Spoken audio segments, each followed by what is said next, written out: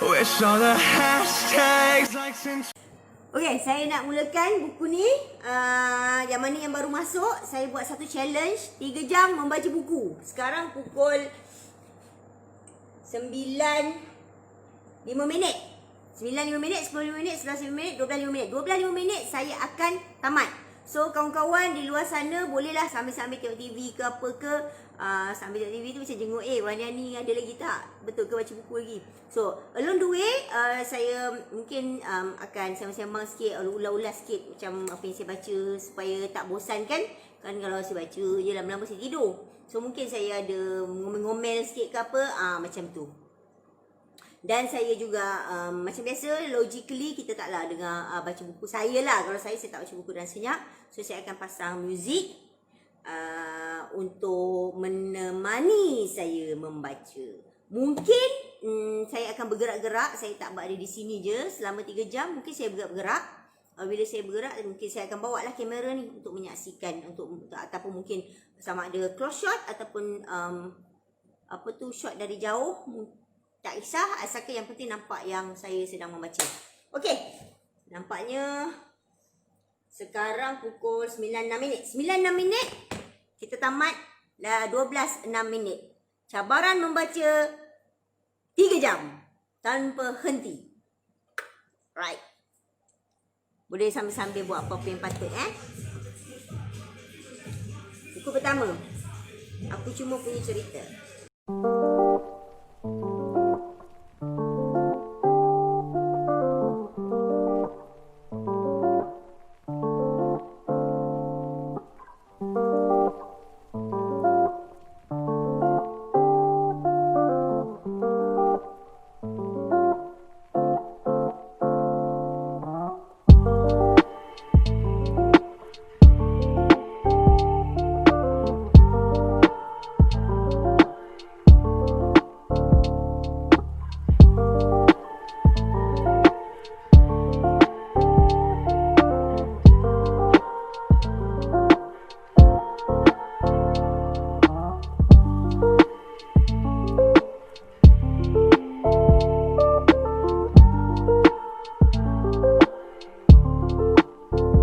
Rupanya sekarang ni Nozizi merupakan Ketua Pusat Pengajian Teater di Fakulti Filem Teater dan Animasi UTM Mara.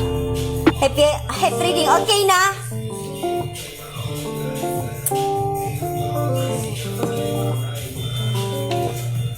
So dia punya permulaan dia datang, kemudian ada gambar Nozizi. Nice.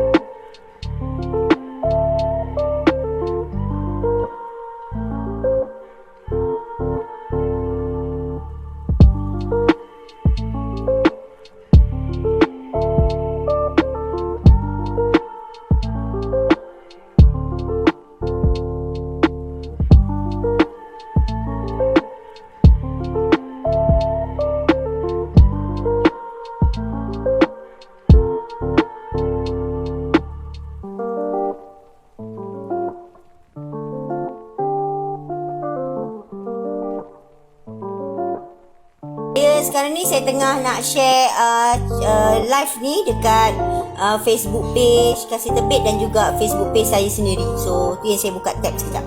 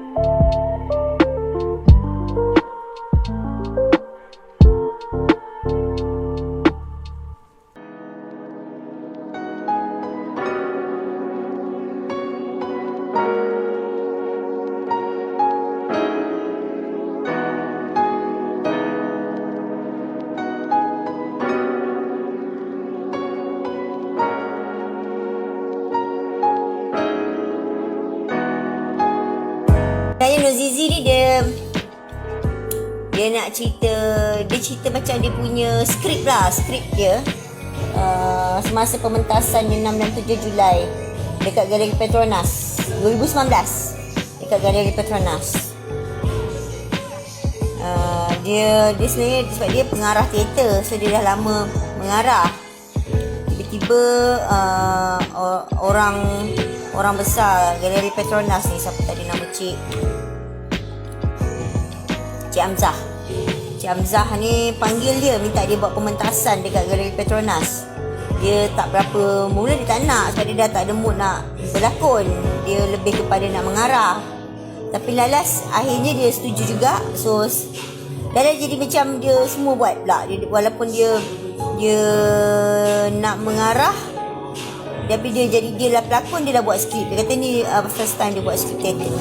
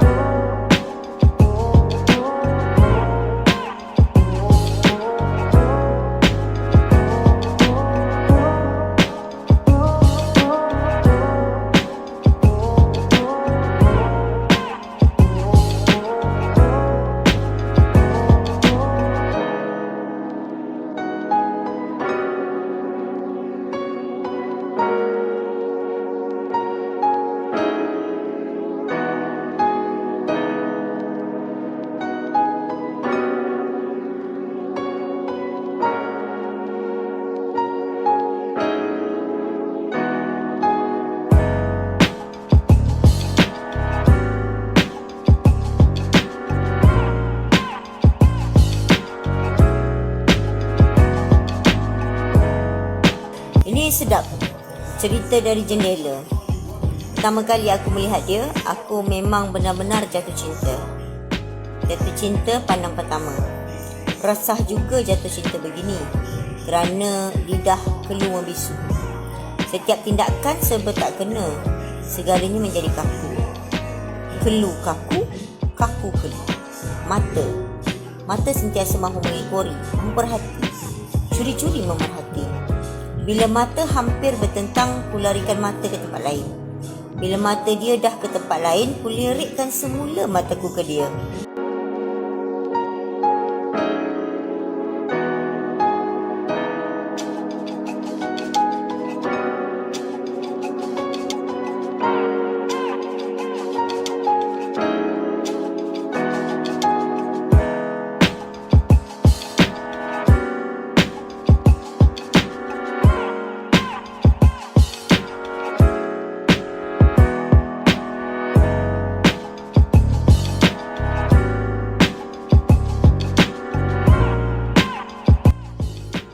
Berminggu berjauhan bagai berpurnama. Berbulan berjauhan bagai berjauhan beratus tahun. Cinta. Okay. Pernah masa pergi tengok wayang, aku ketandas dah rindu. Akulah tu. Aku mesej, rindu kasih. Dan dia balas, rindu indah juga. Ketandas sekejap pun dah rindu. Waktu bercinta, dating tanpa jemu. Dari makan malam ke sapa, dari restoran ke mamak dan ke kafe. Mengantuk Indah? Tak kasih, Indah tak mengantuk. Mengeling dan menguap. Indah mengantuk? Tak, Indah tak mengantuk. Ceritalah lagi kasih, Indah dengar. Dari dinner ke sapa sampai ke sarapan pagi lepas subuh. Baru balik dating. Gila.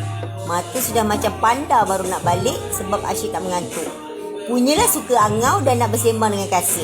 Bukan buat apa pun, duduk sembang dan bersembang. Apa yang disembangkan pun tak tahulah. Tapi waktu tu punya banyaknya cerita yang nak diceritakan, dan punyalah banyak cerita dari kasih yang hendak aku fokus dengarkan tanpa jemu. Bercinta. Zaman bercinta punya banyak hendak sembang. Anda yang sudah berkahwin, banyak hendak disembangkan tak?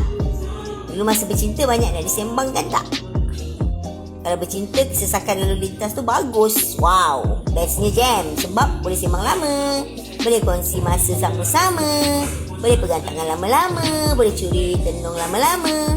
Cuba kau dah kahwin dan menempuh kesesakan lalu lintas.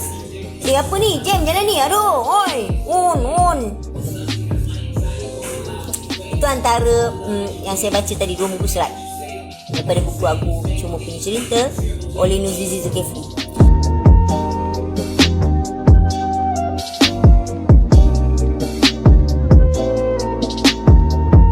Lepas saya buat challenge ni, bolehlah saya jemput kawan-kawan terima challenge saya dan kita buat juga 3 jam baca buku.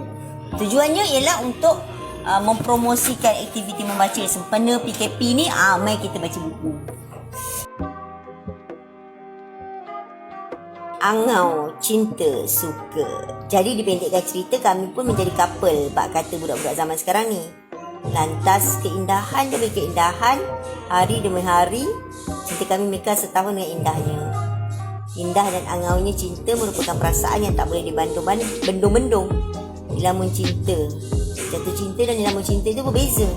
Jatuh cinta hanya pada waktu dan ketika itu. Jatuh cinta adalah tentang masa, menyambar bagai halilintar pada ketika itu. Dia menyerang hati dan otak. Dari hati mengganggu fikiran. Tapi dilamun cinta adalah melayang, terawang, terbuai, makan tak kenyang, mandi tak basah dan tidur tak linu. Betul kata pepatah Melayu ni. Begitulah rasanya bila dia mencinta. Macam mana muka dalam mencinta? Muka bila dilamun cinta, tiada kerut, tiada sepalit kerut pun. Muka dilamun cinta barangkali muka yang paling sempurna. Jika beginilah muka kita sepanjang hayat, kita pasti tidak dimamau usia. Keningnya tenang, terletak indah. Raut wajahnya damai, matanya bercahaya dan kuyu. Alis mata dikelip perlahan. Senyumnya panjang, gigi lazimnya tidak dinampakkan. Sebab bila nampak gigi, wajah kelihatan seperti gembira. Bila mencinta, muka tidak gembira tapi jiwa bahagia. Ada beza tu. Jadi bibir bertemu bibir, senyumnya panjang, lama dan barangkali inilah senyuman yang paling manis. Senyum dilamun cinta dan wajah dilamun cinta. Terawang, melayang, terbuai, hanyut. Ya, hanyutlah perkataan yang paling sesuai. Hanyut di dalam cinta yang mendalam.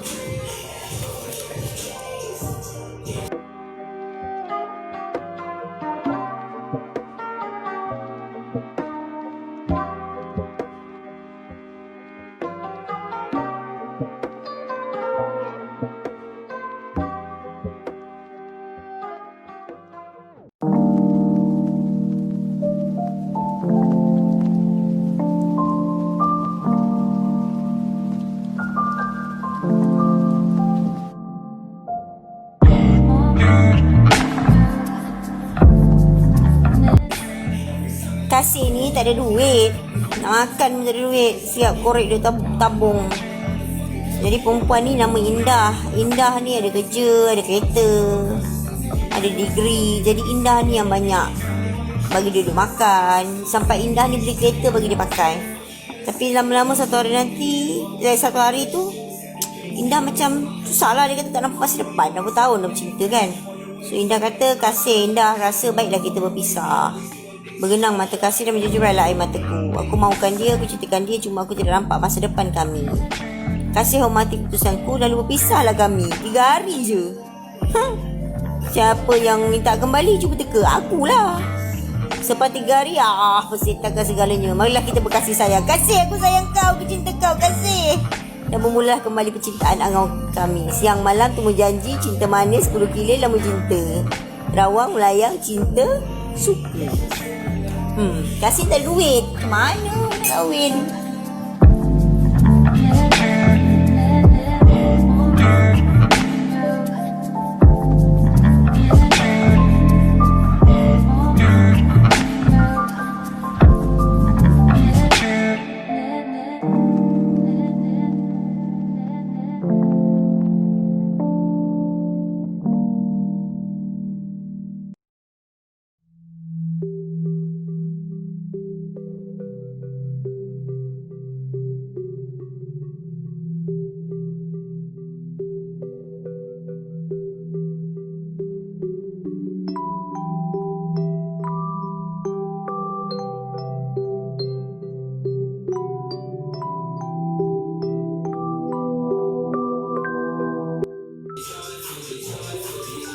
tak nak pun dia masih macam nunggu lagi. Dia tunggu Indah tu hantar. Indah tu masih tunggu lagi kalau kasih hantar SMS kat dia. Ni zaman-zaman SMS tu, zaman belum ada WhatsApp.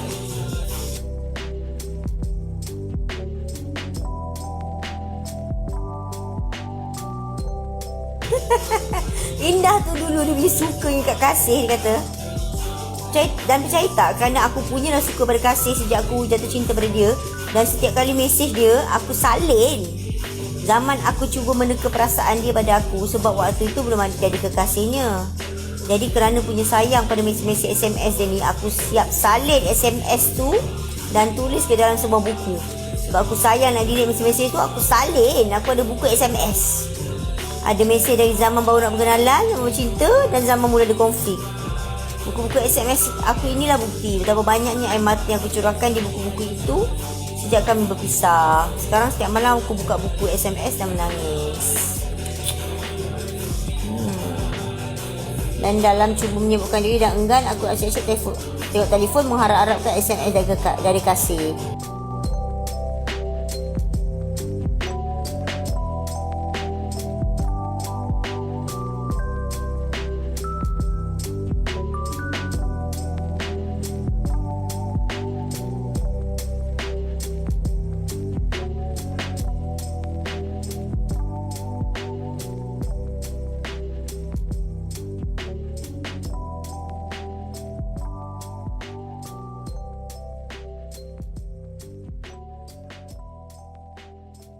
Siapa yang pernah merasai kekecewaan, kehilangan pasti mampu merasaiku. Ia sering dikaitkan dengan masyarakat akan sebuah kebodohan. Kebodohan apa? Kebodohan jiwa. Orang yang patah hati dikatakan sia-sia, bodoh. Tidakkah kamu itu faham bahawa ianya adalah satu proses memulihkan jiwa yang sukar dan kesakitan kekecewaan itu seperti dinding-dinding hati yang ditoreh, dirobek, dan kerja untuk memulihkannya itu bukan kerja yang boleh dibuat hanya dalam satu malam. Bukan juga dengan satu kelipar mata. Ia boleh memakan sepanjang hayat.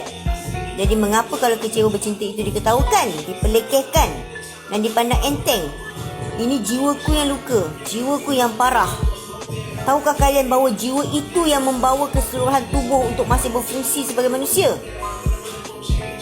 Kata-kata ini hanya akan menyesatkan dan tak mampu membawa apa-apa makna kepada kalian yang mendengarnya.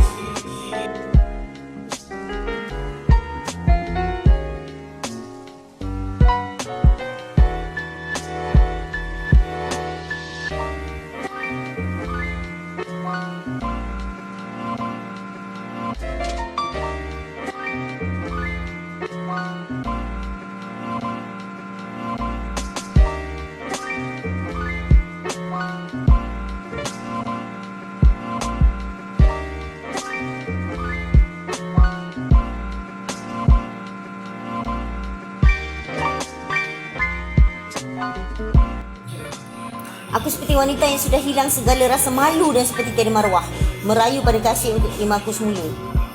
Aku sudah buat kisah 1 ke 8. Terimalah aku semula. Berilah nyawaku semula. Berkali-kali Kasih tetap dengan pendiriannya yang kita memang patut berpisah kerana Kasih tidak stabil. Yelah, Kasih tu tak ada duit. Kerja pun tak ada. Tapi kerana aku tidak boleh bekerja, aku terpaksa beritahu Kasih, temanlah Indah untuk 2 bulan ni saja. 2 bulan ni saja. Indah berjanji selepas tamat projek ni kita berpisah. Sampai macam tu bodoh dan lemahnya cintaku. Sebab aku mengemudi projek besar dan aku tidak boleh berfikir. Jawapan Kasih, baiklah. Aku macam tak percaya. Melayang terbang seketika. Terduduk aku dah ucapkan, terima kasih, Kasih. Dia punya frust sedih tu, berpisah dengan Kasih tu, sampai dia ada projek kan. Projek dia macam dia kerja seni. So dia tak boleh berfikir. Dia tak boleh fikir, dia tak boleh hasilkan karya yang bagus. So that's why dia merayu pada Kasih, boleh tak temankan dia untuk 2 jam. 2 bulan. Untuk 2 bulan je, tolonglah, dia cakap. Sebab dia tak boleh kerja. So walaupun Kasih tu mula tak nak, tapi Lala Kasih setuju juga.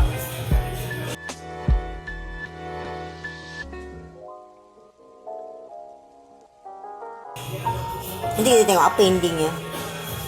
Sebaik saja Kasih berkata gitu, aku terus boleh bekerja dan hati bagai ditiup dan pulih dari segala sakit. Bayangkan aku langsung boleh bekerja siang dan malam. Boleh berkarya tanpa otak mengingati dia dan aku tidak menghubungi dia pun. Sesekali aku bermesej dan dia belum membalas ringkas SMS tu.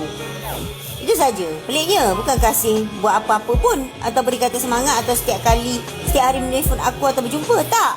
Kami tidak berjumpa dan tidak bermesej panjang lebar seperti kami dulu. Tapi dengan persetujuan jalinan cinta indah kasih itu, aku boleh bekerja dengan produktif tanpa mengingati dia. Gila pandangan cinta. Aku tak tahu adakah cinta itu satu kebodohan. Kadang-kadang aku merasakan iya. Tapi siapa yang sudah kena pandangan cinta, tahulah langit itu tinggi atau rendah. Bila bercakap soal cinta, hati dan cinta, logik tak berperanan lagi.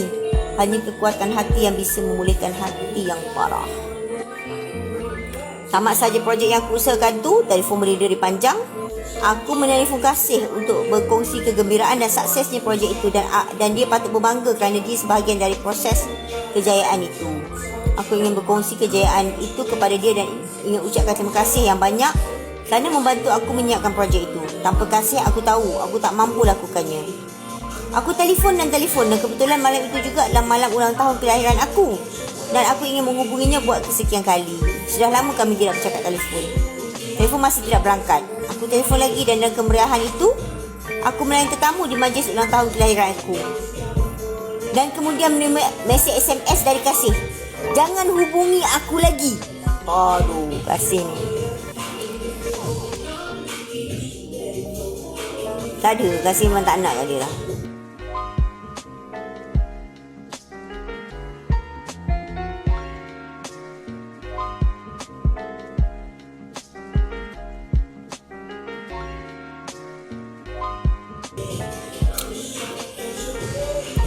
Okay, habis dah. Cerita tadi habis. Cerita lain pula.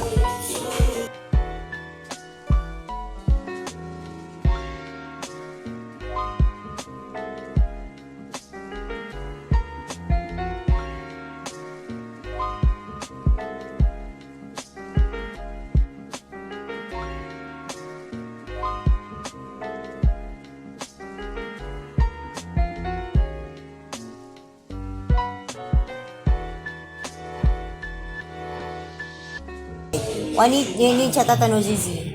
Wanita hidup dengan cinta. Asal lagu ni macam makin kuat tak? Saya slowkan.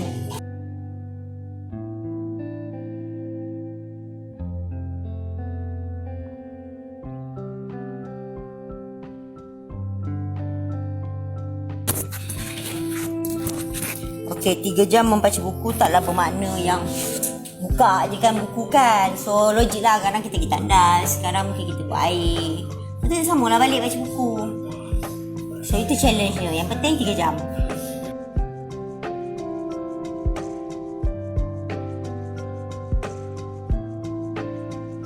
Wanita hidup dengan cinta dan bisa mati kerana cinta. Sebab itu remuk hati itu bukan satu kebodohan. Ia ada suatu penderitaan yang nyata. Yang tidak melalui boleh saja menasihati. Tapi untuk memulihkan jiwa yang parah itu tadi, masa amat diperlukan.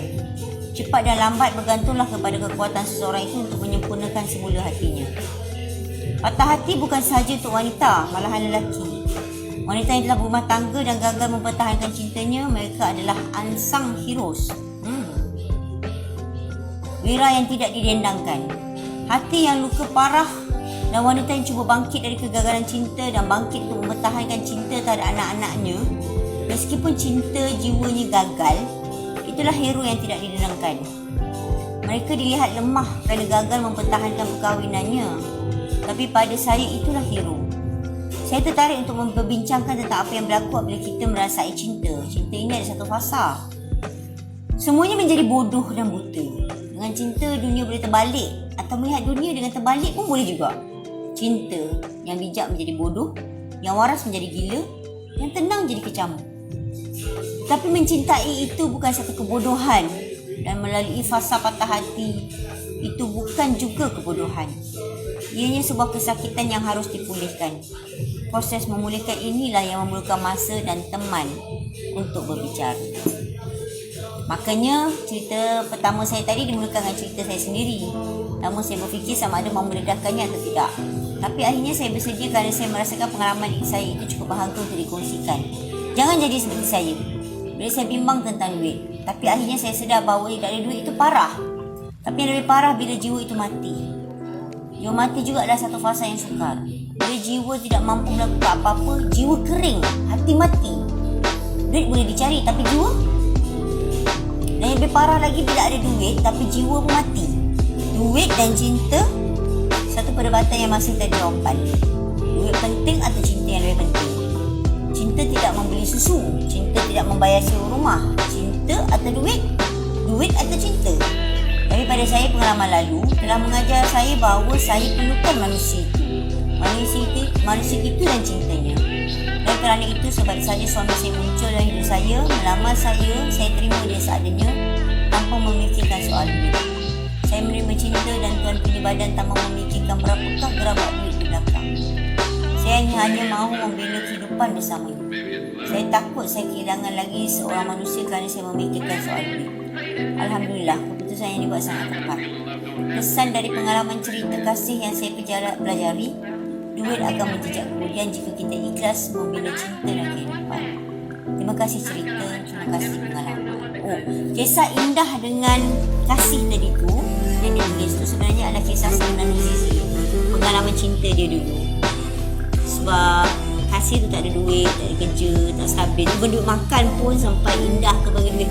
So indah tu macam nak minta putus lah. Beberapa kali minta putus. putus sambung. Sebab Indah ni sayang kat kasih tu.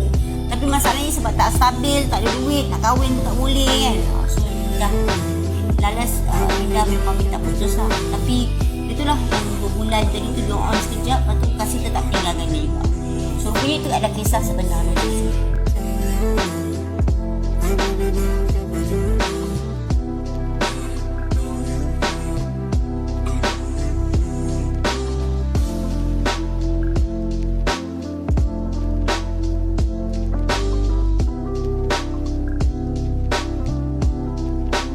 Ni dia letak skrip karya Usman Awang sikit.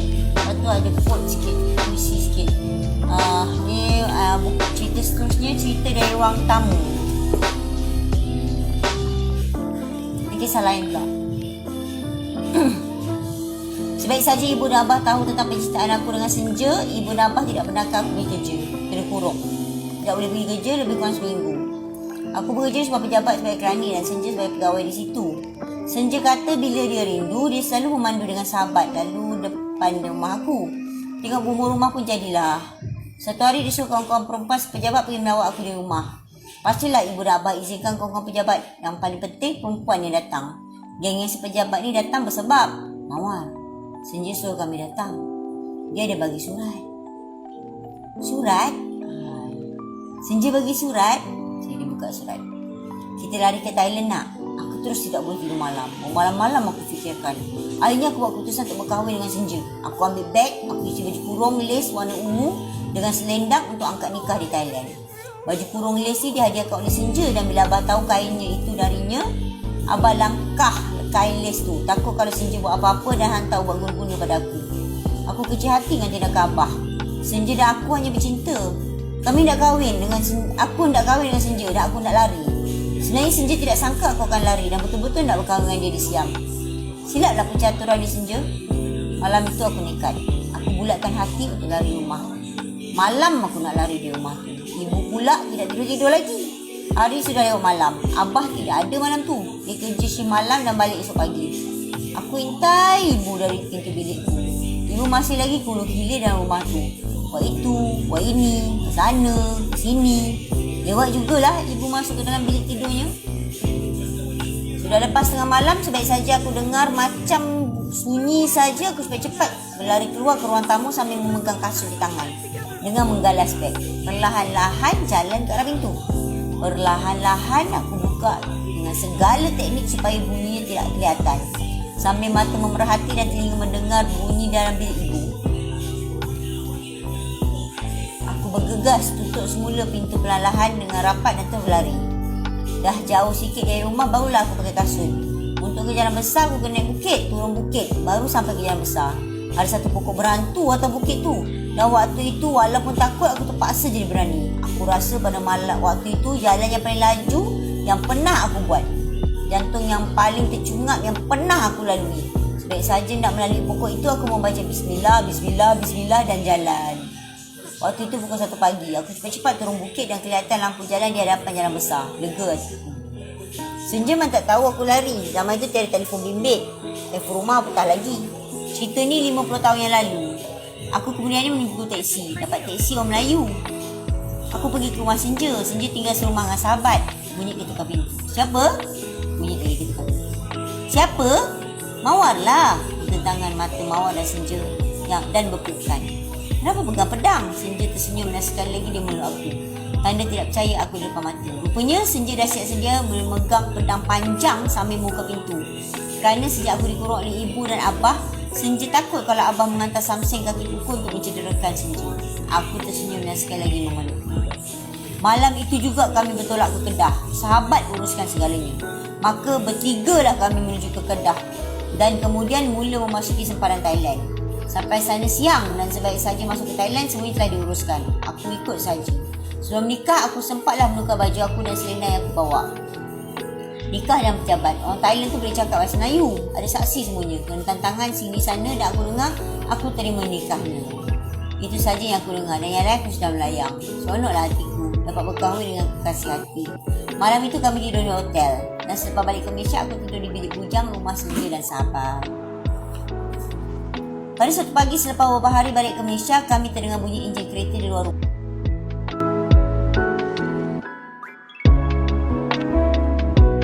This is for you.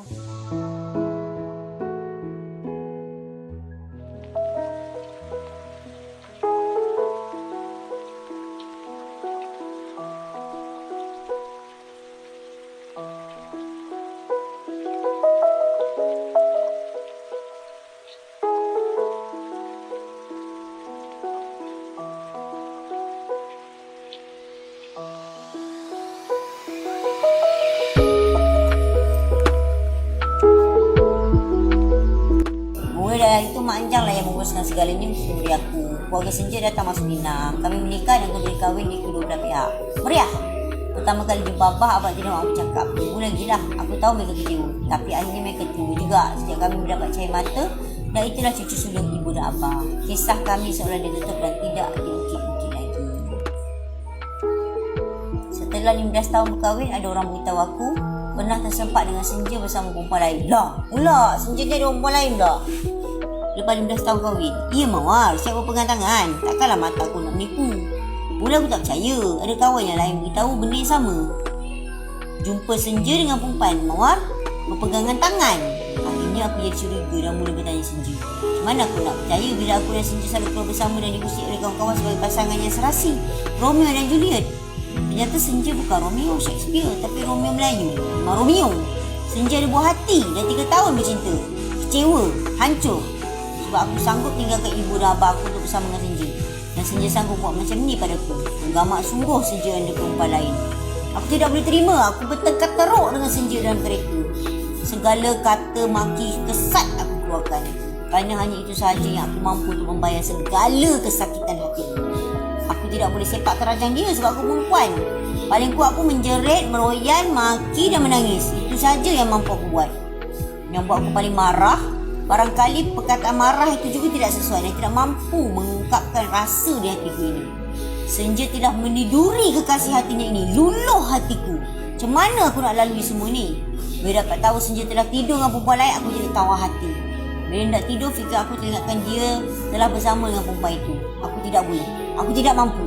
Jangankan kata nak bersama suamiku, aku berbaring dan toleh wajahnya di katil pun ingatan terhadap apa yang telah dilakukan padaku bermain-main di fikiran. Lama ia melekat di minda ini, di mata ini, di hati ini. Dan ia tak boleh aku buang. Teringat, tak boleh. Aku tidak boleh bersama Senja bila aku terkenangkan itu. Lama sungguh aku memujuk hati. Lama sungguh baru hati aku boleh melepaskan dan menerimanya semula.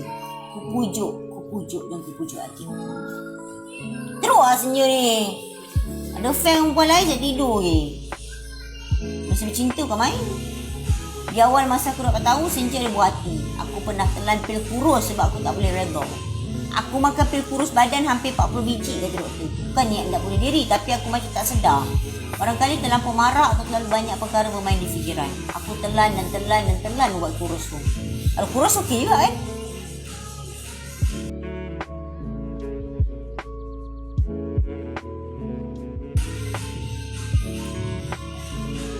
Anak-anak telefon Senja di pejabat dan beritahu dia. Anak sulung aku masa tu baru tingkatan 3.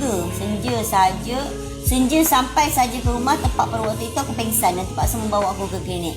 Klinik sahabat kami, Dr. Nizam. Dr. Nizam terus memarahi aku. Dia suntik aku.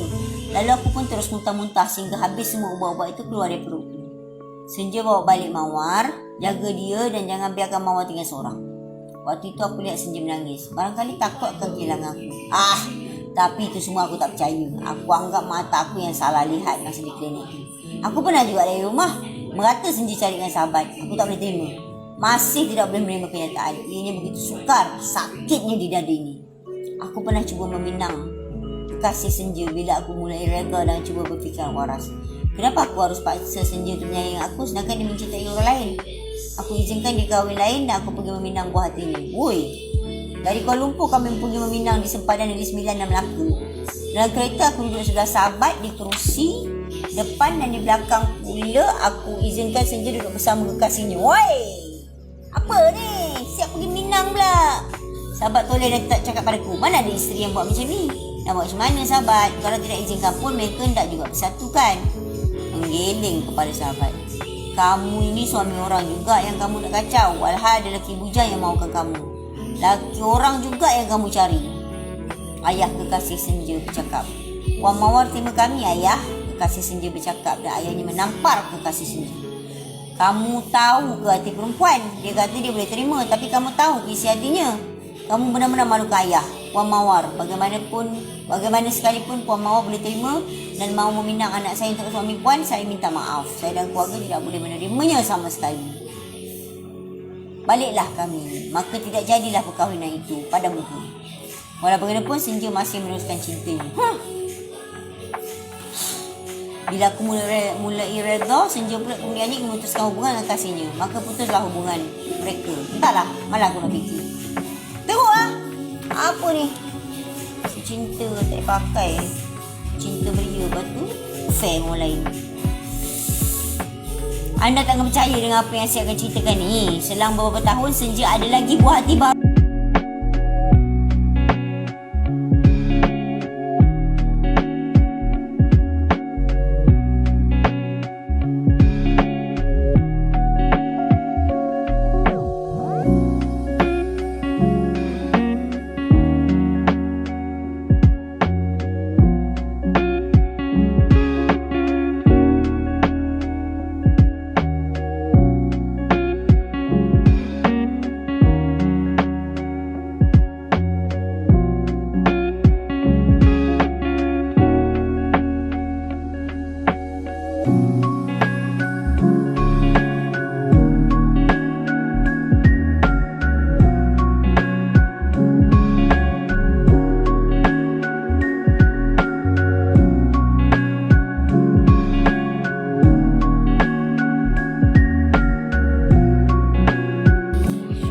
Sepatutnya habis pukul 12.06. Sekarang pukul apa? Sekarang 10.05. Wah, baru setahun. Baru sejam. Saya ada lagi 2 jam untuk tamatkan challenge ni. Total 3 jam. Baru 1 jam, 2 jam lagi. So, buku ni masih belum habis. Aku Cuma Punya Cerita oleh Nozizi Zulkifli. Cerita seterusnya Senja mempunyai kekasih yang ketiga. Teruklah lelaki dia ni. Sampai 3 kali affair pun. Hendak bercerita pun aku dah tak sanggup. I izinkan you ambil suami I. Ambillah. I sudah tak mahu lagi. Janganlah kak. Jangan kata begitu. Lebih menyedihkan dia sudah pun tidur dengan suami aku. Laki dia ni memang murahan lah. Aku cuma punya cerita yang tidak tamat di sini. Ada satu lagi buah hati Senja. Apa lagi yang kau mahu? Sudah 50 tahun aku berkahwin dengan kau. Apa lagi yang kau nak? Kalau kau tidak bahagia, aku tahu kau patut pergi ke situ. Tapi kenapa hubungan kita dengan anak-anak semua bahagia dan kau tidak henti ada buah hati? Adakah kau tidak cintakan aku atau kau memang buaya yang tidak akan jumpa jalan pulang hingga ke akhirnya? Aku ambil beg dan pergi, tak puas hati. Tapi aku datang lagi dan lagi dan lagi kepada. Tapi kau datang lagi dan lagi dan lagi kepadaku. Pergi! Kali keempat ni Senja benar-benar menduga kesabaran aku. Sesuatu yang amat sukar untuk aku terima adalah Senja telah membawa kekasih hatinya bercuti di sebuah pulau. Dan dalam perjalanan pulang mereka singgah bermalam di rumah ibu mertuaku. Dah kenapa bongok lah. Ya Allah, siap bawa girlfriend dia jumpa mak dia. Tidur sama mak dia. Apa perasaan bila suami kita bawa orang lain berjumpa bimbo mertua dan kakak-kakak serta adik-adik ipar? Apa perasaan? Aku sudah tidak mau balik ke rumah ibu mertua aku. Senja, perasaan aku dah habis. Kalaulah kau dapat masuk dalam hatiku, mungkin kau dapat memahaminya. Begitulah ceritaku. Kisah keseluruhan hidupku 50 tahun bersama orang yang aku cintai. Aku tidak bahagia. Segala pengorbanan yang aku berikan selama ini, inilah yang harus aku bayar. Kerana aku pernah mengecewakan hati ibu dan abah.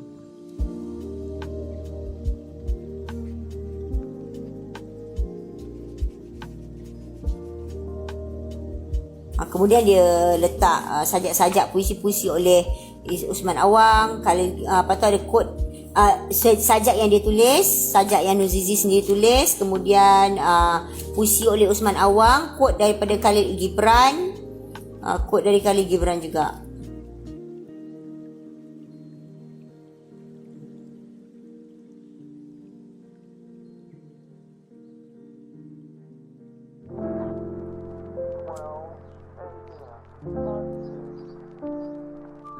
Ni quote dari Khalil Gibran. They say if one understand himself, he understand all people. But I say to you, when one loves people, he learns something about himself.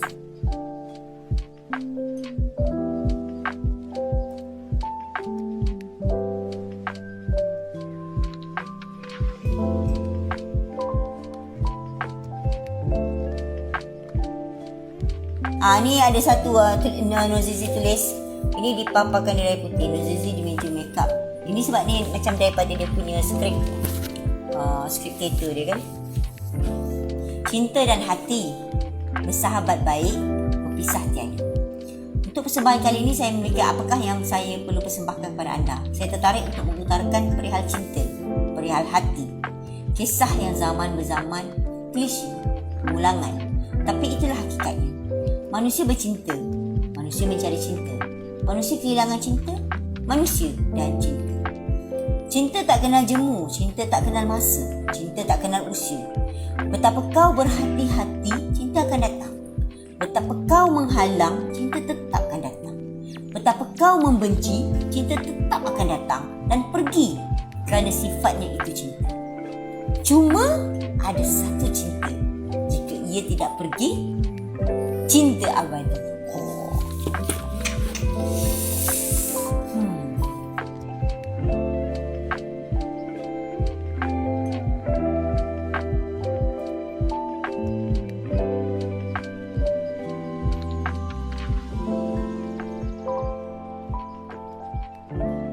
Ada satu lagi cerita dari kamar.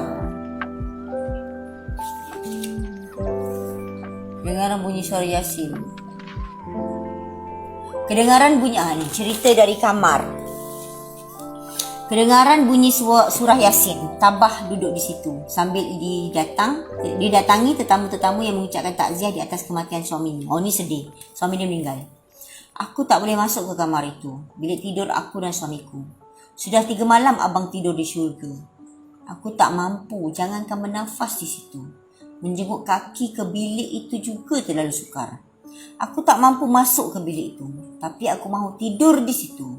Aku mahu masuk ke kamar tempat cinta kau dan aku. Tempat segala kenangan tercipta dan ianya abadi.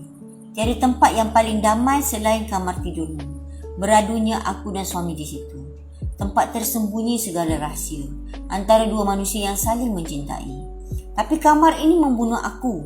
Perginya orang yang dicintai itu pedih. Meneruskan hidup tanpanya itu perit. Bernafas dengan kenangan itu menyesakkan. Apa yang harus aku lakukan sekarang? Bagaimana harus aku sambung hidupku? Aku cuba menerima bahawa abang telah pergi. Tetapi kenapa abang itu muncul di setiap sudut kamar kita? Bagaimana aku ingin lelapkan mata bila ku toleh, kulihat dikau di situ. Setiap malam selama puluhan tahun abang ada di bantal itu, di sisi itu, di sisi ini, di penjuru sana, di penjuru sini. Ku cuba ke ruang lain di bilik kita ini. Kau masih di situ, duduk menulis di meja tulismu. Jelas, kulihat kau di situ, sambil menghirup secawan kopi, pen itu yang dilambung-lambung olehmu, sambil kau memikir dan mencari idea untuk terus menulis. Di ruang pakaian itu, baju-baju itu bajumu.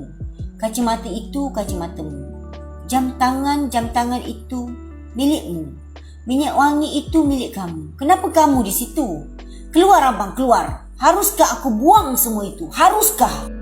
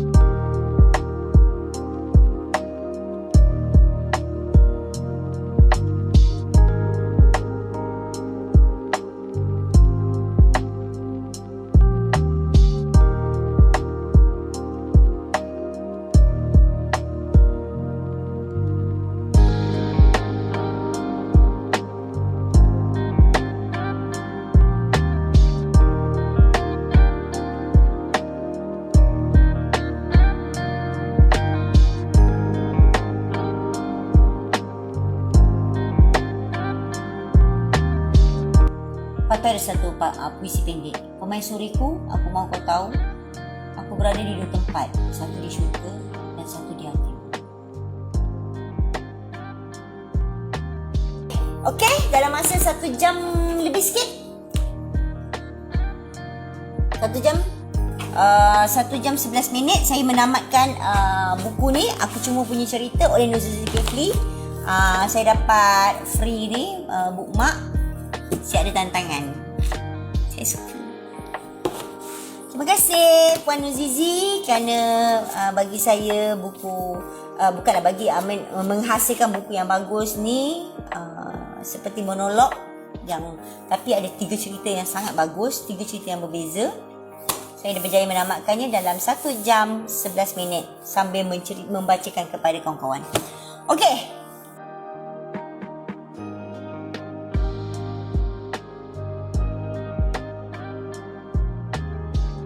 Buku kedua, Arah Musim. Tapi saya nak ambil air sekejap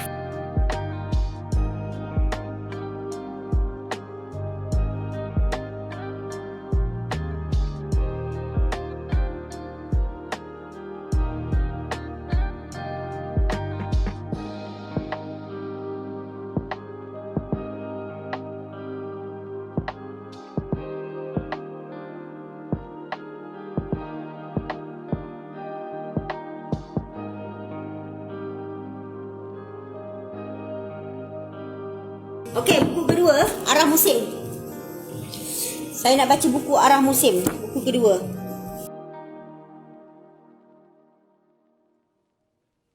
Tadi buku Nuzizi adalah buku tempatan, maksudnya buku Malaysia. Yang ini buku yang dari Indonesia. Buku ni ditulis oleh penulis dari Indonesia dan diterbitkan di Indonesia, bawa ke Malaysia.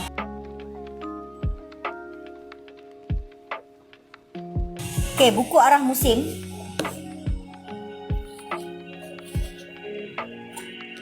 Oleh Kurniawan Gunadi.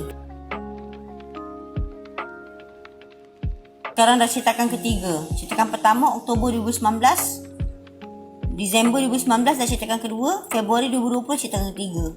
So yang pada saya sekarang ni adalah cetakan ketiga.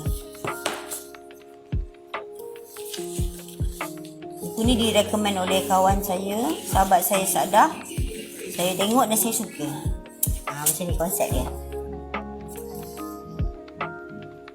Dia ada macam ada drawing, ada teks hitam putih. Bukunya cantik. Fontnya cantik. Ada bookmark.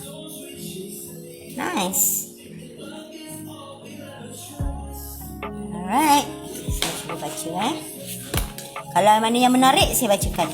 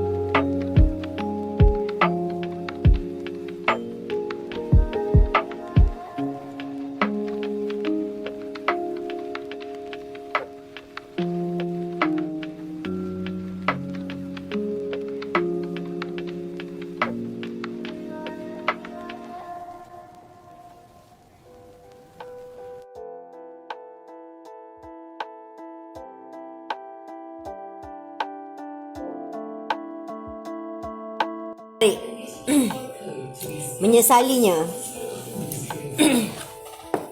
Seberapa banyak keinginanmu untuk mengulang waktu agar kamu bisa mengambil keputusan yang berbeza, memilih pilihan yang lain, menunda sesuatu atau mempercepatkan sesuatu? Seberapa banyak keinginanmu untuk mengubah jalan hidupmu saat ini? Meski kamu sadar bahawa itu tak mungkin terjadi, mengulang waktu adalah fiksi belaka. Bukankah itu tanda penyesalan? Tanda bahawa kamu belum bisa menangkap pembelajaran berharga?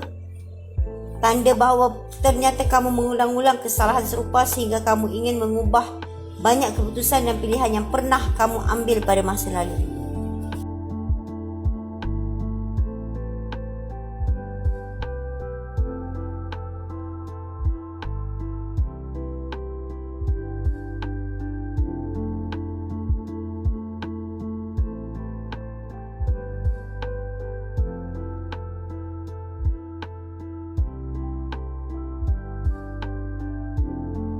Penerimaan, ini menarik juga, tapi dalam bahasa Indonesia lah. Penerimaan. Tidak semua hal dari dirimu bisa diterima oleh orang lain. Barangkali dari cara berfikirmu, cara berpakaianmu, bagaimana kamu mengaji, asal-usulmu, usiamu, pekerjaanmu yang tak biasa, dan hal-hal tak disangka lainnya. Dan kamu tak perlu memaksanya untuk menerimamu, sebab penerimaan adalah bentuk kepercayaan pertama yang harus kamu dapatkan. Kadang sebagai manusia, aku pun berfikir bagaimana mungkin kita berani mengukur nilai-nilai seseorang yang tak kita kenal dengan baik, kemudian menjadi dasar kita bisa menerimanya atau tidak. Nyatanya aku kesulitan. Penerimaan itu adalah sebuah ruang di dalam diri yang begitu sunyi. Bahkan kadang kita sendiri tidak tahu mengapa diri kita bisa menerima seseorang yang menurut orang lain begitu hancur, tapi kita merasa tidak ada masalah. Kadang aku pun kesulitan membedakan apakah ini benar penerimaan yang kuberikan atau ketidakpekaanku mengenali keburukan. Sampai pada satu hari aku tak mendapatkan penerimaan, maknanya orang tak terima dia. Dan aku pun tak mendapatkan pengetahuan tentang bahagian mana dalam diriku yang tak bisa mereka terima. Sampai di sini aku tahu bahawa penerimaan itu adalah anugerah. Perasaan kita untuk bisa menerima orang lain pun anugerah. Terima kasih sudah menerimaku yang berantakan seperti ini.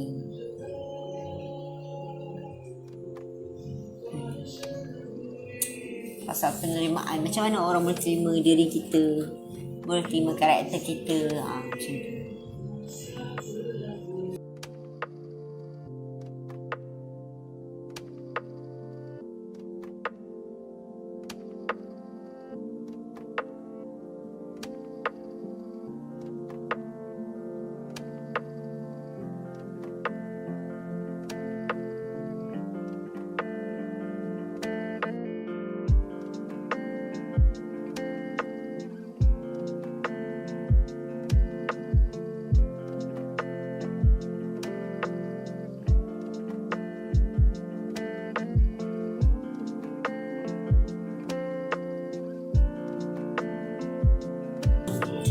Harus kuat.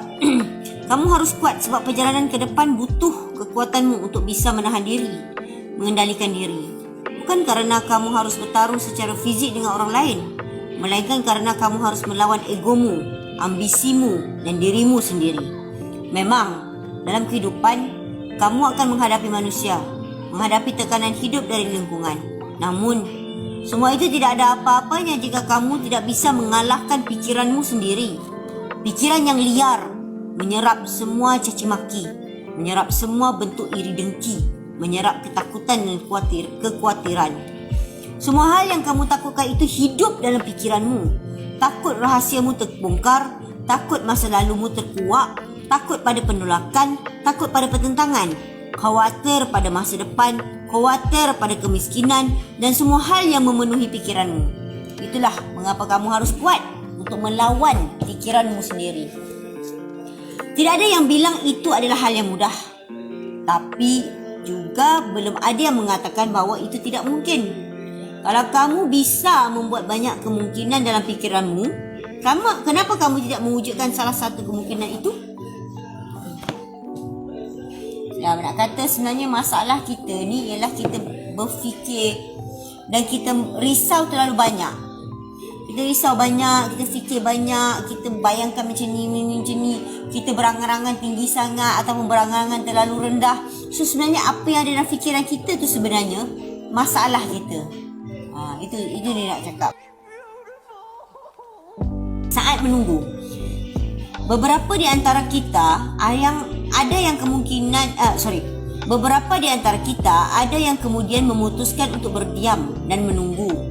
Meski ia tahu bahawa yang ditunggu belum tentu sedang mencarinya. Bahkan muncul perasaan yang membuat kita merasa seolah-olah harus menunggu, padahal tak ada yang meminta. Kita terjebak pada assumption lah bahasa Indonesia kan, assumption yang membuat kita takut untuk beranjak dari tempat kita berdiam. Khawatir kalau ia datang tak kala kita pergi, khawatir tak kala ia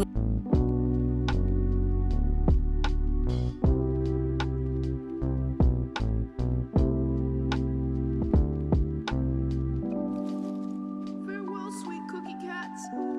I'll always remember the time we spent together. yang tidak pernah datang. Kita sibuk hidup dalam kekhawatiran dan asumsi. Sementara apa yang kita tunggu justru ada sesuatu yang sebenarnya harus kita cari. Bukan dengan berdiam seperti ini.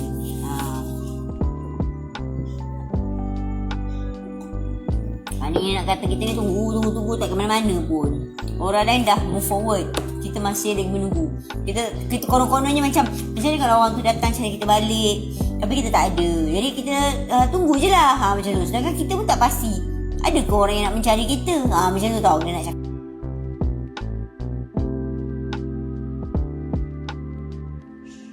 Hush now.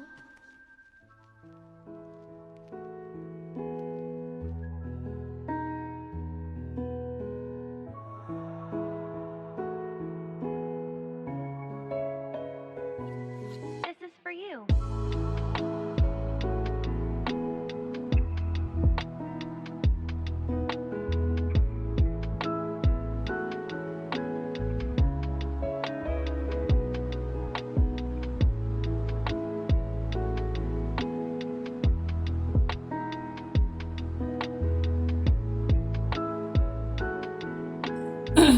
Teman lama.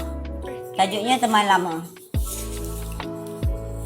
Bila kita ingat bahawa kematian itu adalah teman lama yang dilupakan, teman lama itu akan datang suatu saat. Datang dalam hidup kita menyapa. Dan banyak di antara kita yang ketakutan bertemu teman lama itu. Seolah-olah musuh bebuyutan. Seolah ada hutang yang belum terbayar atau ada aib yang diketahui keduanya. Oleh itu cara terbaik adalah berteman dengan kematian. Ajak dia duduk melingkar, mendiskusi rencana pertemuan yang baik. Di mana, kapan dan dalam suasana apa. Buat perjanjian dengan kematian. Ajak kematian menjadi sahabat yang kelak ketika dia datang, kita akan dengan sukacita menyambut memeluk kehadirannya kerana telah lama tidak bertemu. Dan pertemuan dengan kematian menjadi hal yang paling kita nantikan. Karena sahabat yang satu ini akan mempertemukan kita kepada Tuhan.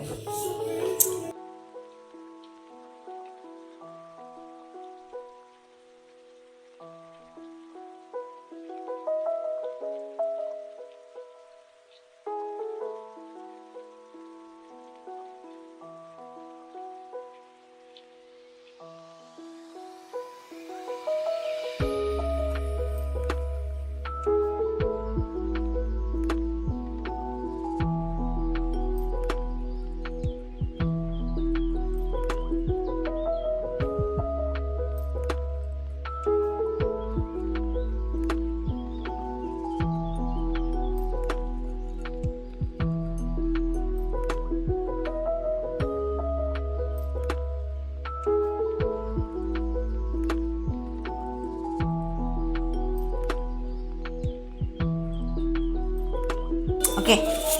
Sini baca ni Dari ayah. Aku punya dunia yang dulu amat ingin ku kejar sebelum kau hadir dan menjadi duniaku. Saat aku mulai memahami perasaan cinta yang bisa membuatku berkorban lebih dari sebelum-sebelumnya. Saat aku mulai bisa merasakan detak jantungmu yang merambat melalui udara, mengatakan bahawa engkau mencintaiku, dan ku jawab, aku lebih dari itu. Aku punya dunia yang dulu amat ingin ku genggam, ku simpan dalam saku bajuku. Aku ingin menjadi ini dan itu, menjadi seseorang yang dikagumi seisi dunia. Itu sebelum kau hadir. Impian itu tak berubah. Hanya saja aku ingin menjadi yang terbaik untukmu, duniaku saat ini. Pengakuanmu, kebanggaanmu dan kegagumanmu yang akan mampu membuatku memiliki segala-galanya. Rasa cinta itu tumbuh bagai mata air. Aku tahu akan ada banyak sekali kekhawatiran. Salah satunya kekhawatiran bahawa aku tak bisa menjadi dan memberi yang terbaik. Namun kalau kau tumbuh nanti, semoga kau mengetahui bahawa aku telah berjuang. Kelak waktu itu akan memberitahumu bahawa seseorang yang menjadikanmu sebagai dunianya takkan tiada oleh waktu. Dia hanya akan berubah dari kehadiran menjadi kenangan.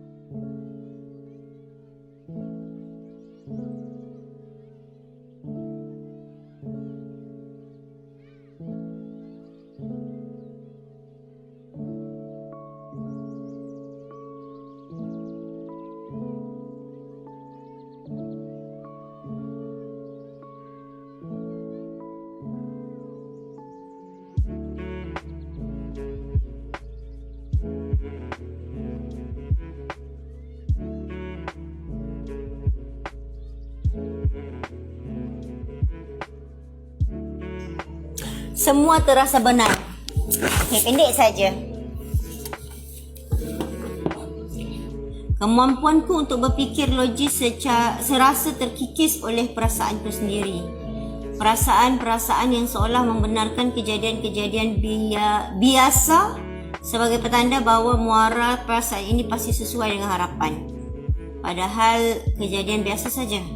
Fikiranku terlalu menghubungkan ke mana-mana, mencari pembenaran bahawa perasaan ini pasti akan bermuara sesuai perkiraanku. Memang siapa yang membuatmu seperti ini? Tanya temanku suatu hari. Salah intonasi. Memang siapa yang membuatmu seperti ini? Tanya temanku suatu hari. Asumsiku sendiri, ujarku. Maksudnya dia nak kata kita punya assumption kan? Assumption. Apa bahasa Melayu? Assumption. Kesimpulan. Kan? Kesimpulan tu yang membuatkan kita tak boleh berfikir dengan logik. Macam tu.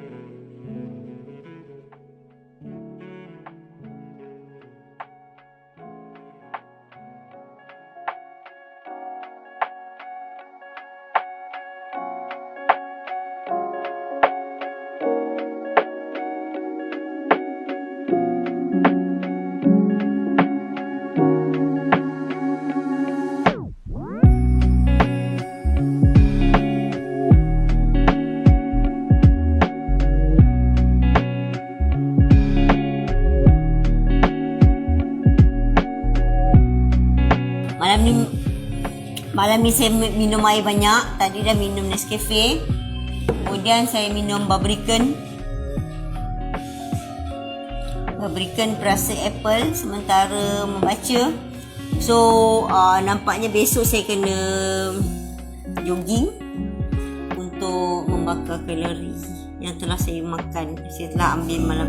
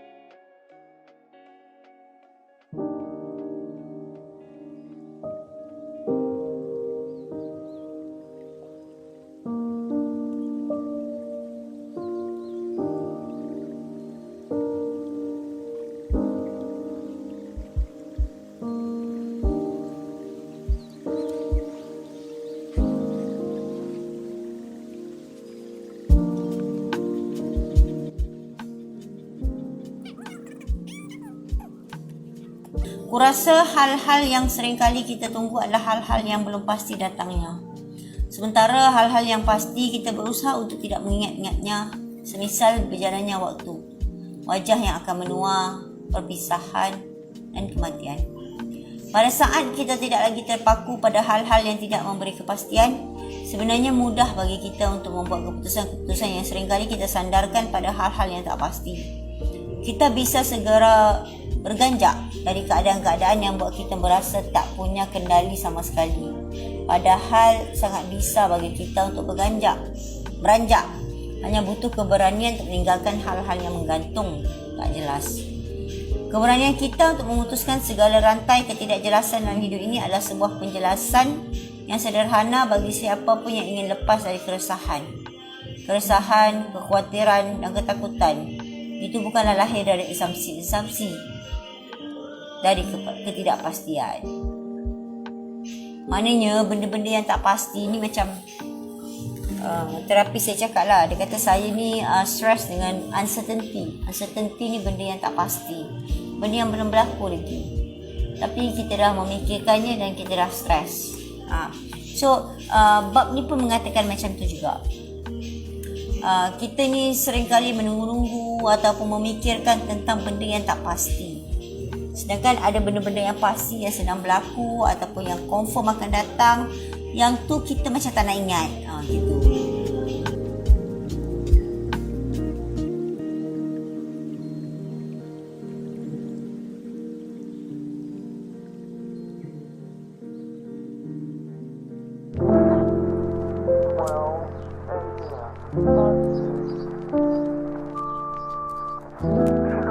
I guess I'll just wait till you get home.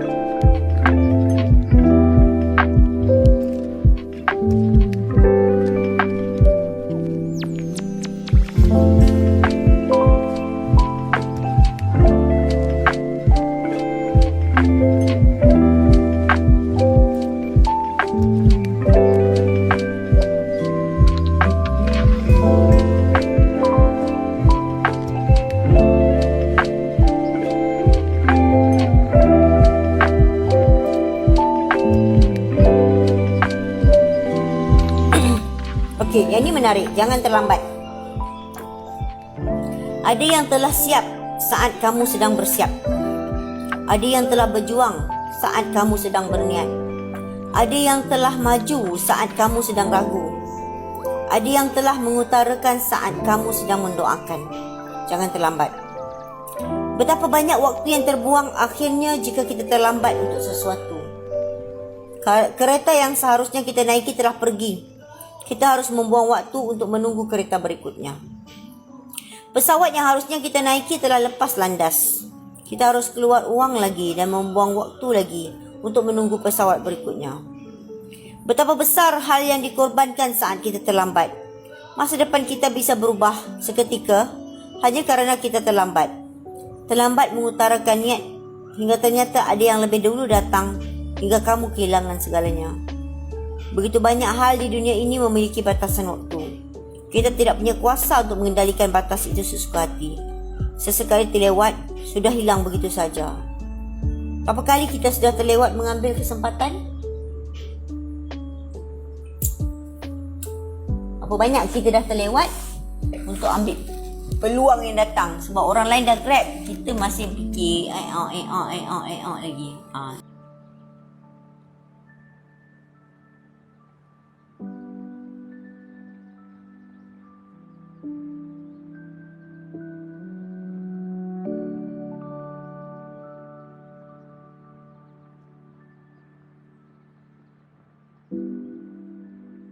Separuh, bukan, saya rasa lebih kurang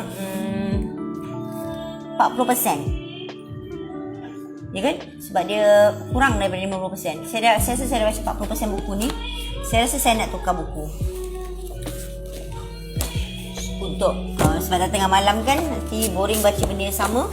Tadi sejam yang pertama saya dah baca buku pertama Nuzizi, sejam kedua saya baca buku Arah Musim. Sekarang saya nak baca buku ketiga, Sementara Ku di Sini oleh Angka Kentang, Wan Chi Heng dan juga Bahudin Bakery.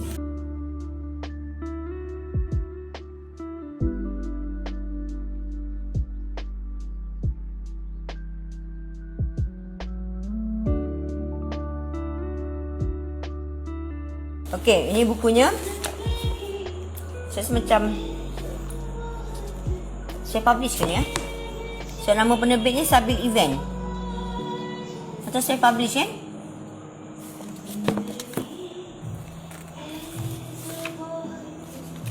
Ada 51 bab semua.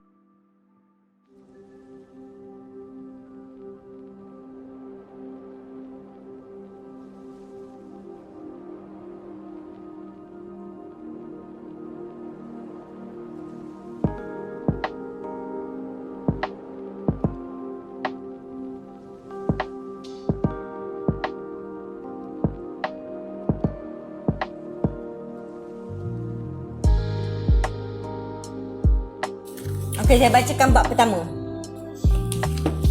Namaku Uncle Kentang. Nama saya Kuan Chi Heng. Namun saya lebih dikenali sebagai Uncle Kentang. Oleh kerana ramai yang bertanya siapa Uncle Kentang dan mengapa Uncle Kentang, maka saya akan mulakan buku ini dengan bab ini. Namaku Uncle Kentang. Saya ramai kawan orang Melayu Islam dan ada antara mereka menerangkan kepada saya tentang maksud riak, iaitu menunjuk-nunjuk kebaikan yang dia buat dengan niat meminta dipuji. Niatnya sudah tidak betul. Pasti kerjanya juga akan bermasalah nanti, hanya mengharapkan pujian. Sekiranya tidak dapat pujian, semangatnya terus hilang. Lebih parah, bekerja hanya untuk dilihat dan dipuji. Sekiranya tidak ada yang melihat, kerja pun separuh hati. Saya suka dengan penerangan itu dan mengambilnya sebagai prinsip. Semasa bermula dahulu, belum ada media sosial yang canggih seperti sekarang. Jadi belum ada keperluan untuk mengeluarkan bantuan kepada orang yang memerlukan bagi tujuan inspirasi. Lagi pula, saya bermula dengan bantuan-bantuan kecil. Jadi pada ketika itu, orang tidak kenal siapa saya sebab saya tidak sebut pun nama kepada penerima bantuan. Selepas memberi bantuan, saya balik. Jadi mereka hanya panggil saya Abang Gemuk. Hanya itu dan saya tidak kisah. Waktu itu saya berpegang pada prinsip jangan riak. Jadi tidak perlu ada nama saya pada setiap bantuan kepada orang susah. Ini kerana Tuhan sudah catat nama saya. Jadi mengapa saya mau susah kalau Tuhan sudah tulis nama saya?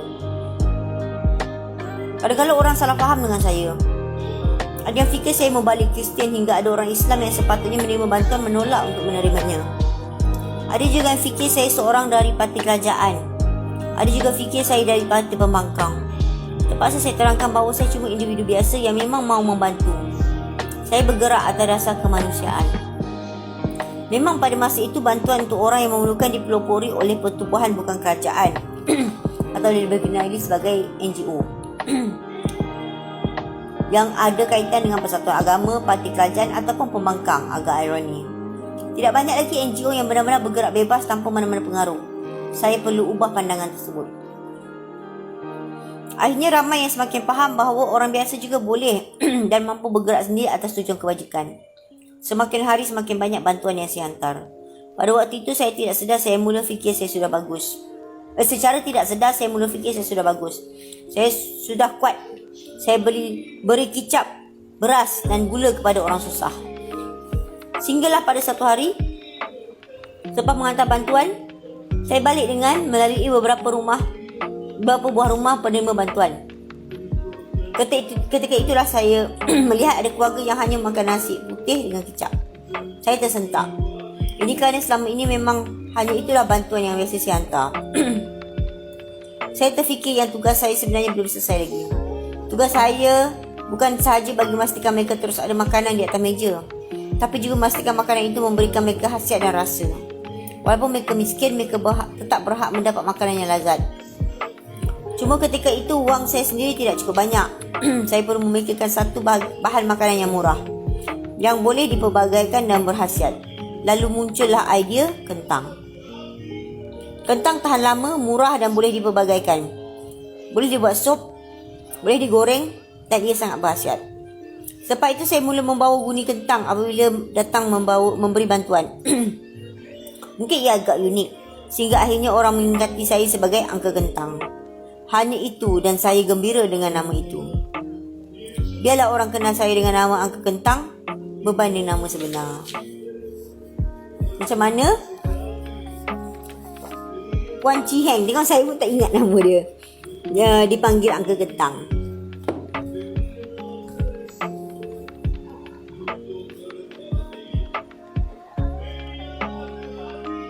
Sebuah kisah perit. Dia lahir tahun 1963, 16 Februari 1963 dekat kampung Bukit Cermai, Batu Pahat, Johor. Orang Johor sebenarnya. Keluarga miskin. Ayah dan ibu saya penari getah. Mereka hanya bekerja di ladang getah milik orang lain. Jadi pendapatan mereka sangat kecil. Ibu saya adalah isteri ayah yang kedua. Isteri ayah yang pertama juga tinggal bersama kami. Saya memanggilnya emak tua.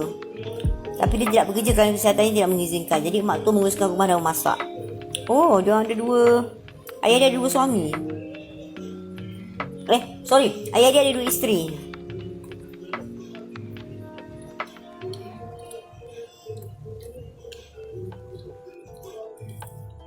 Oh, adik-adik dia 9. Oh, adik-adik dia 10. Dia dan 9 adik-beradik. Maknanya 10. Total semua sekali 10 orang. Dia anak ke-9.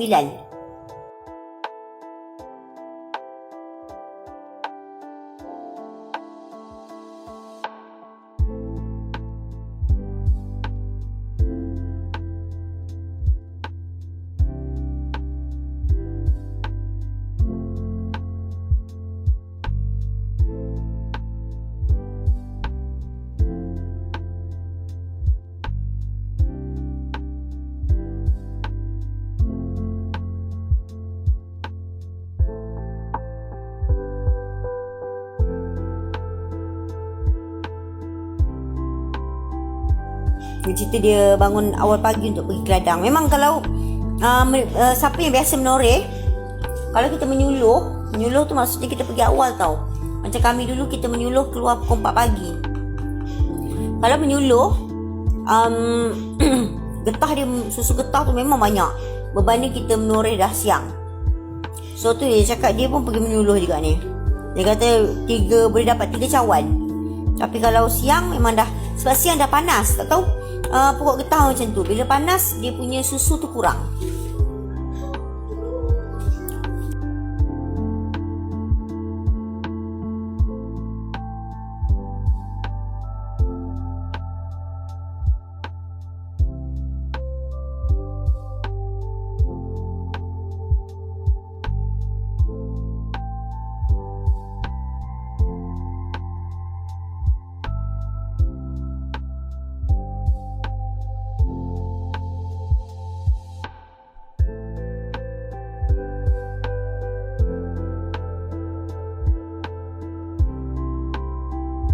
Miskin.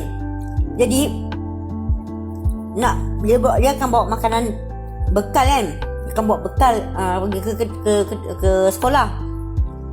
Tapi bekal makanan pun dia tak ada duit. Tak ada bekal, sorry.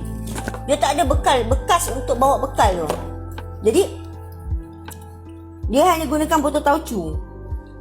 Saya baca ya. Untuk yang tidak tahu, tauco ialah kacang soya yang direbus. Kemudian diracik halus lalu dicampur dengan rempah tertentu bagi membolehkannya disimpan pada tempoh yang lama. Tauco memang bahan yang sering didapati dalam masakan orang Cina. Botol tauco tadi akan diikat dengan tali daun pisang yang berwarna coklat. Ini bagi memudahkan kami membawanya. Saya sebenarnya sangat malu. Pada ketika rakan membawa botol air cantik, saya hanya membawa botol tauco yang diikat tali pisang. Jadi apa yang saya buat, sebelum sampai ke sekolah, saya akan sembunyikan botol tauco itu di bawah, di batang pokok getah berhampiran sekolah. Ketika rehat, saya akan berlari mendapatkan botol tauco saya. Budak kan? Malu juga dia, bekas dia macam tu je. Sampai begitu sekali, semuanya kerana saya pernah diejek ketika membawa botol tauco tadi masuk dalam kelas. Ada rakan-rakan yang ketawa, ada yang datang dekat lalu membelek-belek botol tauco saya itu. Ada yang memerhati tali yang mengikatnya. Saya amat malu. Kenapa budak-budak suka mengejek ya?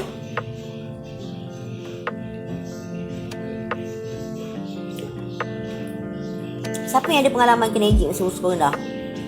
Budak memang suka mengejeknya.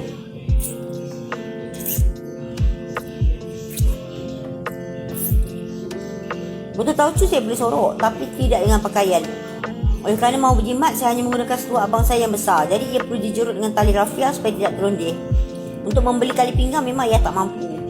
Baju pula sudah punah warnanya. Ayah tidak pernah belikan saya baju sekolah. Tidak pernah. Dan sepanjang saya bersekolah, saya tidak pernah ada yang namanya seluar dalam.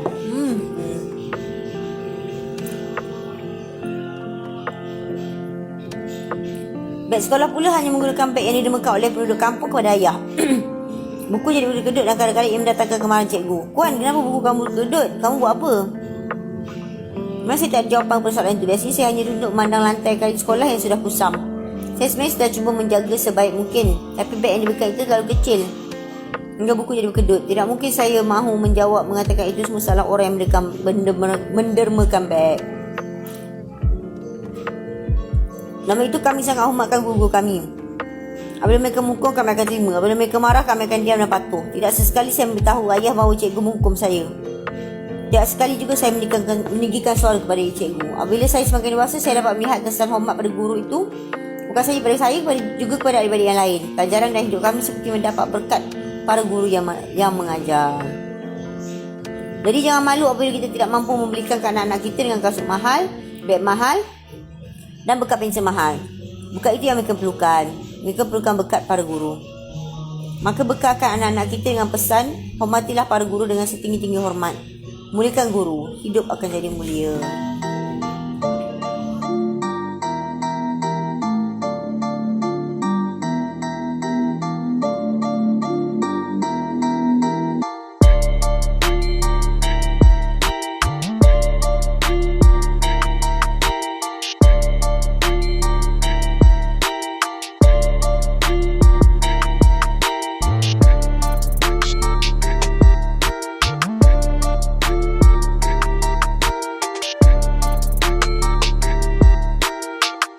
Dia cakap orang dulu-dulu tidak takut dan risau untuk memarahi anak orang lain atas tujuan pengajaran kerana mereka menganggap kami seperti anak mereka juga.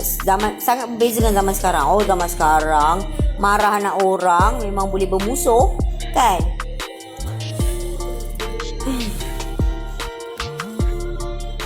Cubalah marah. Sekiranya tidak viral kerana bertumbuk antara ibu bapa, mungkin viral kerana saman dan turut naik mahkamah. Sampai sekarang.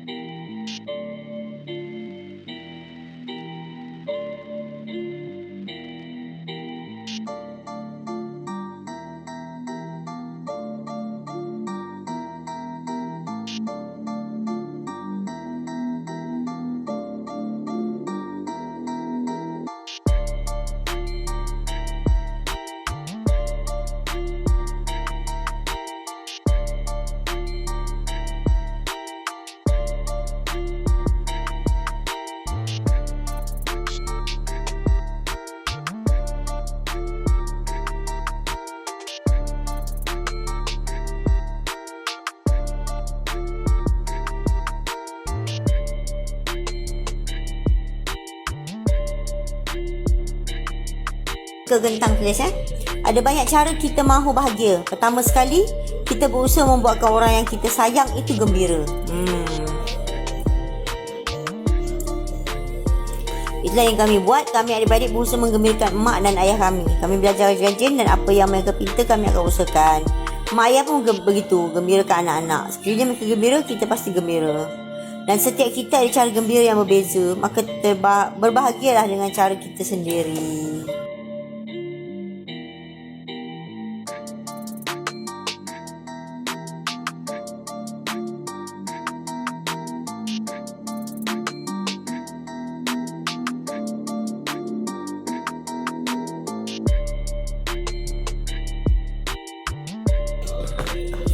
Okey. Sikit lagi cabaran saya. Sekarang dah 11.37. Saya bermula pada jam 9.06 tadi. Saya dah membaca 2 buah buku. Buku pertama dah habis sebab dia nipis. Buku kedua tak habis lagi. Tapi saya kena move supaya tak baca buku yang sama je. Kita nak moodnya berbeza-beza kan, sebab mungkin kita membaca berterusan. So sejam buku pertama, sejam buku kedua, dan sekarang saya tengah membaca buku Sementara Ku di Sini oleh Angka Gentang dan juga Bahrudin Bakery.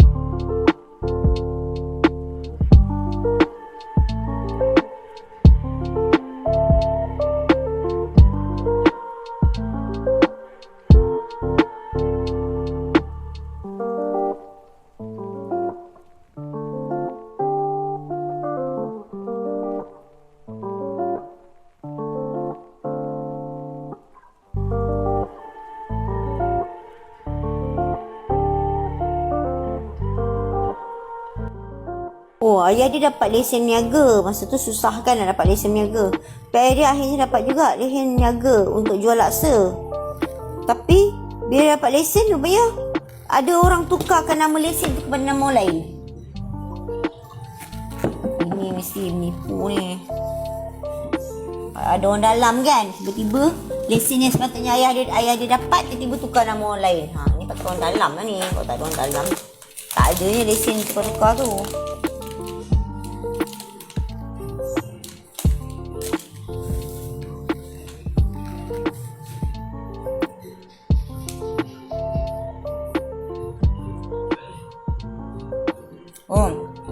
Umur 17 tahun.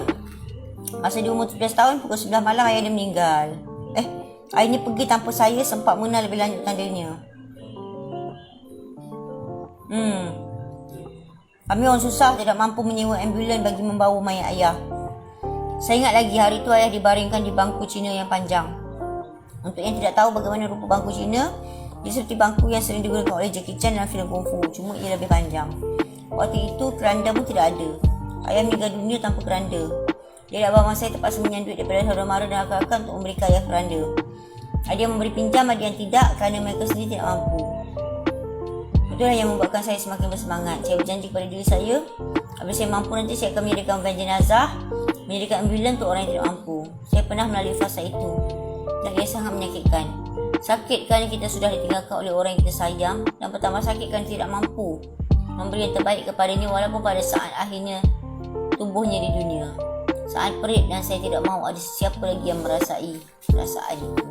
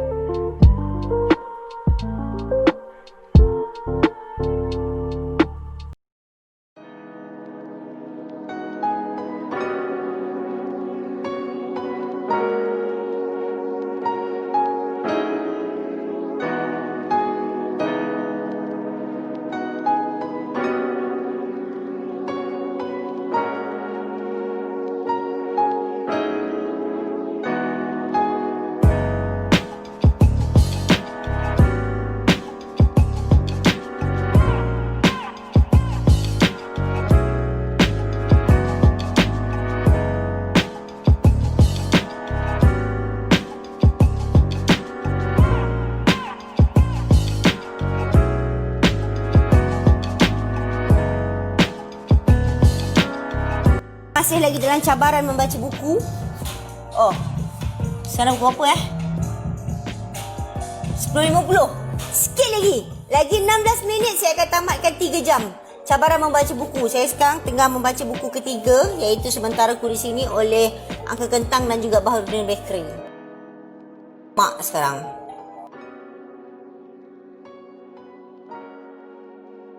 Sama mak saya tidak belajar tinggi, tapi dia tahu bagaimana mau menukar kepala tongges. Kadang-kadang dibantu jiran-jiran dengan kemahiran asas itu saja. Jangan hairan kerana memang ada perempuan yang selama ini hanya mengharapkan suami bagi menukar tongges. Ha, korang pandai tak tukar kepala tongges? Ha, saya pandai. Ha, kau pandai? Bila suami pergi bekerja, mereka hendak memasak dan dah habis, mereka mula buntu. Itulah yang saya belajar daripada mak saya. Bantu orang mengikut apa yang kita ada. Jangan tunggu kita betul-betul kaya, betul-betul pandai, betul-betul ada masa baru nak membantu orang. Kita tak tahu sama ada kita masih punya kesempatan untuk hidup pada esok hari ataupun tidak. Paling utama, ia adalah cara yang paling adil untuk setiap manusia di muka bumi ini.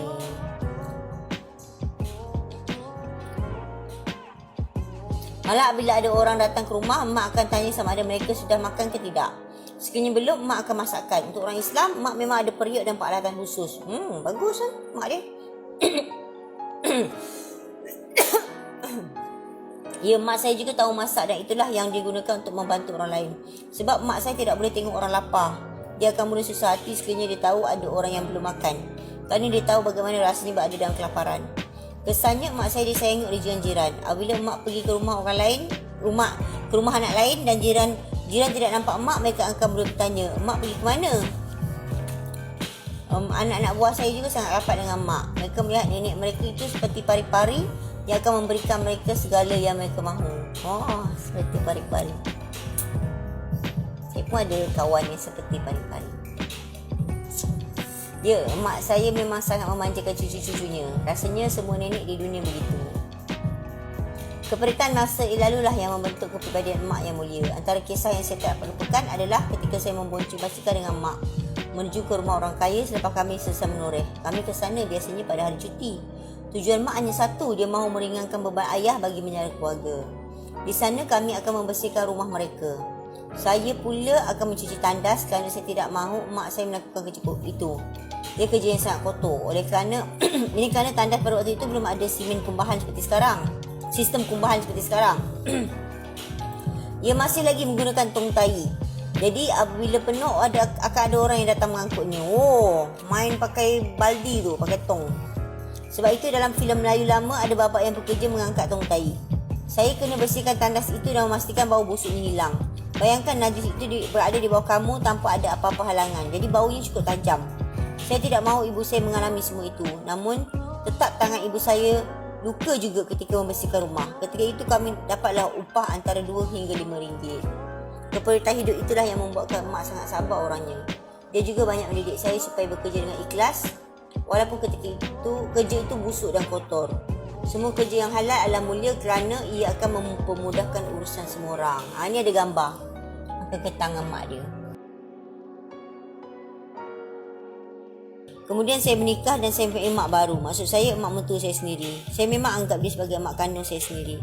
Ni kerana dia sangat baik dengan saya. Sangat-sangat baik hingga isteri saya sendiri. Waktu itu saya masih seorang anggota polis. Oh, okey. Dulu dia polis yang kentang ni. Seperti yang ramai sedia maklum, pasukan polis adalah pasukan berseragam yang sangat mementingkan kekemasan. Kasut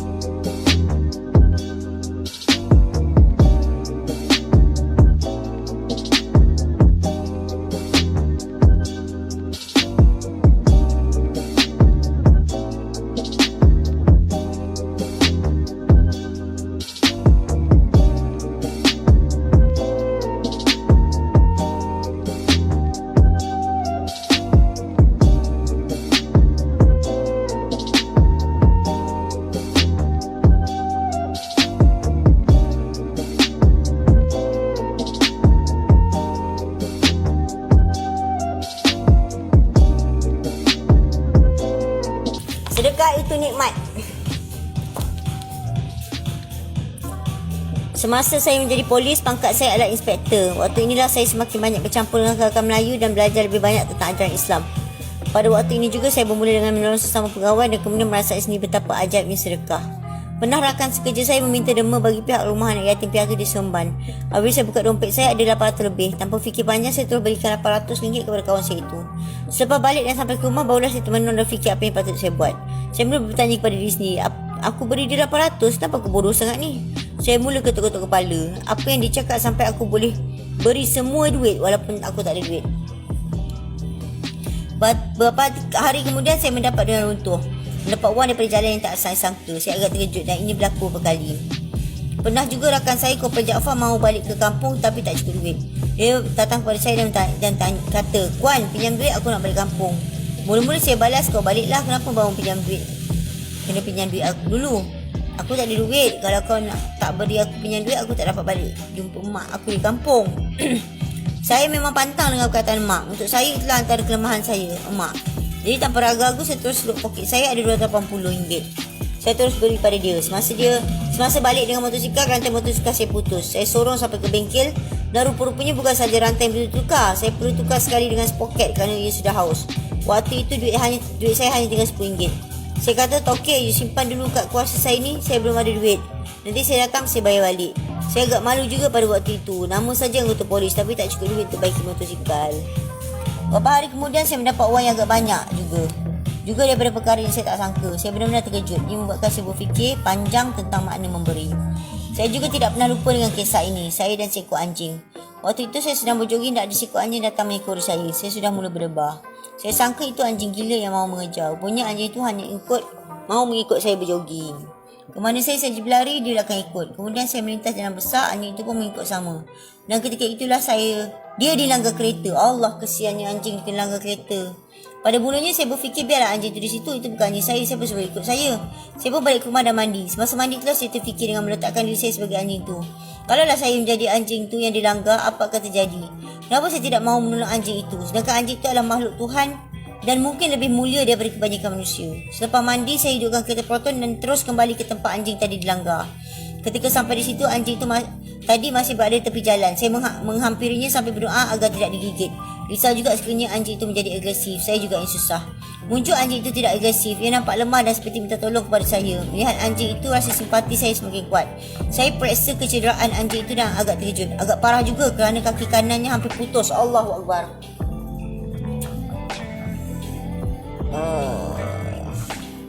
Tulangnya sudah patah dan hanya ada kulit yang membuatkan ia tergantung. Allah.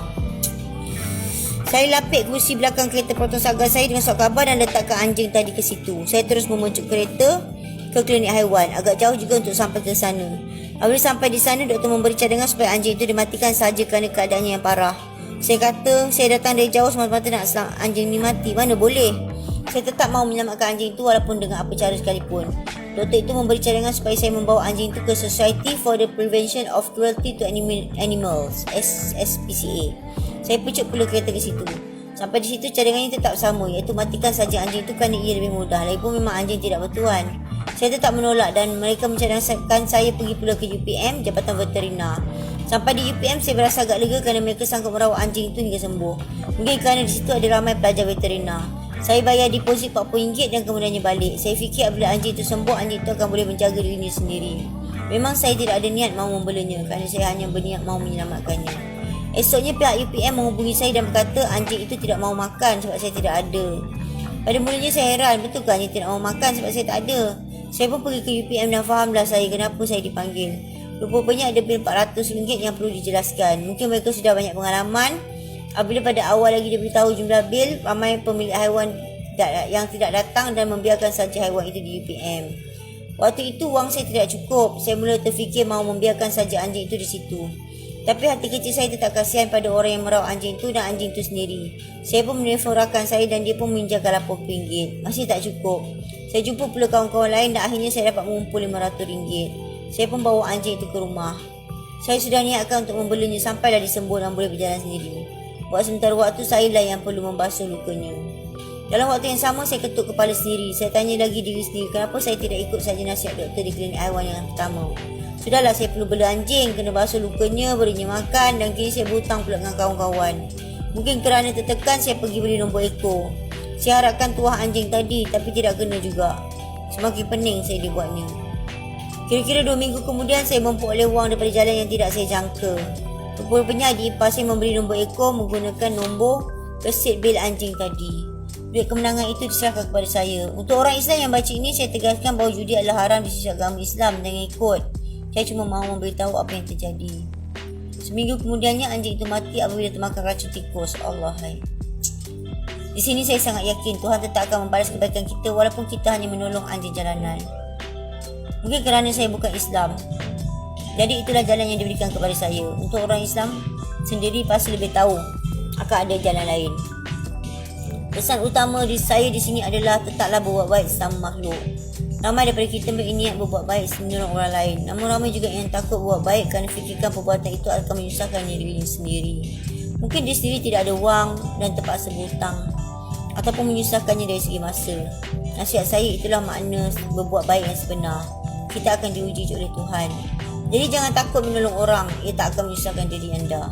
Pada mulanya mungkin kita akan berasa susah, terasa sengsara. Namun pada akhirnya Tuhan akan menolong kita. Itulah prinsip yang saya pegang. Kita tolong orang, Tuhan akan tolong kita. Tapi itu bukan matlamat utamanya. Ia cuma sebagai memberi semangat untuk saya terus menolong kerana kita ini manusia. Bukan sepanjang masa bersemangat. Ada waktunya kita juga hilang semangat. Jadi pada ketika saya hilang semangat, saya akan ingat prinsip itu. Kita tolong orang, Tuhan akan tolong kita. Baik, bagus tu. Kita tolong orang, Tuhan akan tolong kita. Itu petikan daripada buku ni. Sementara ku di sini oleh Uncle Kentang, Puan Chi Heng dan juga Bawi Lembaki. Ini merupakan buku ketiga yang saya baca malam ni. Wah, elok. Cukup. Pukul 12.06. Saya telah berjaya menamatkan cabaran 3 jam membaca buku. Ini satu kejayaan bagi saya. Akhirnya saya bermula pada jam 9.06 malam dan saya tamat hari ini awal pagi ini pada jam 12.06. Saya telah membaca 3 buku. Mari saya ambil bukunya.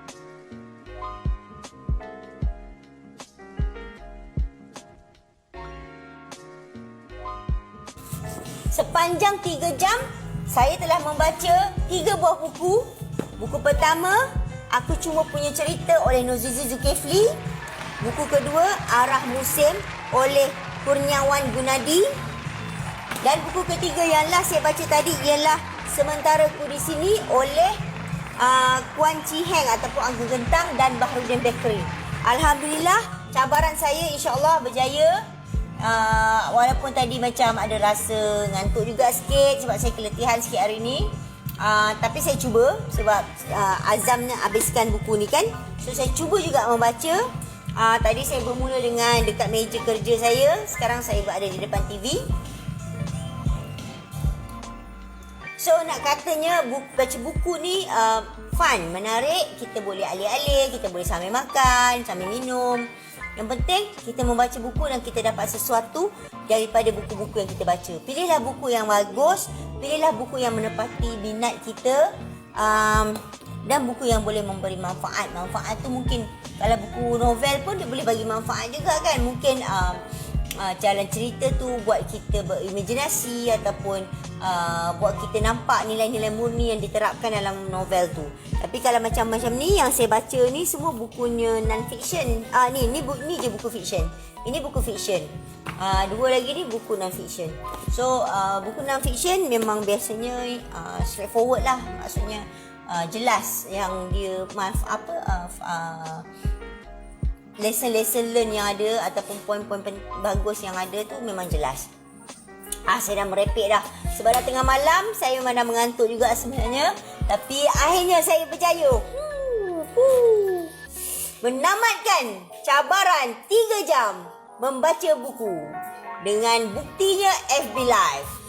Semoga kita semua akan mendapat manfaat daripada buku-buku yang kita baca. Saya membuat cabaran ni kepada kawan-kawan. Siapa yang berminat ataupun mahu menerima cabaran ini, cuba baca buku selama 3 jam. Nak lagi best buat live macam ni lah supaya ada saksi kan, nampak yang kita dah membaca. Tapi kalau tak nak buat live pun boleh juga rekod dan uploadkan kemudian di YouTube ke apalah. Sebagai bukti. Sebab saya tengok dekat YouTube ada banyak video-video tentang video-video yang menunjukkan aktiviti membaca buku. Ada yang sejam, ada yang setengah jam kan. Just tunjuk membaca buku dan ia menjadi peneman kepada orang lain yang membaca buku juga. Macam aku nak baca buku ni tapi macam seseorang je. So dia pun buka YouTube dan dia pasang video orang baca buku. Menonton video orang baca buku tu memberi idea dan inspirasi pula, memberi semangat pula kepada kita untuk membaca buku juga. So setiap orang mesti ada buku yang sesuai untuk dibaca. Sama ada buku non-fiction, buku fiction, buku komik. Mesti ada buku yang sesuai. Ataupun mungkin ada setengah orang sangat sibuk, tak boleh nak baca buku macam ni. So dia boleh dengar audiobook. Maknanya buku yang sama cuma versi orang bacakan pun boleh. Boleh pasang dekat YouTube sambil buat kerja sambil dengar. Ataupun dalam kereta pun boleh dengar. Audiobook maknanya buku versi audio. Cuma bagi saya memang fail kalau dengar audiobook. Memang saya tak faham apalah. Saya jenis yang mesti saya kena nampak tulisan tu, saya kena baca. Itu saya punya kelemahan saya sendiri. Okey? Kita dah berjaya selepas 3 jam. Akhirnya, selamat malam. Semoga berjumpa lagi.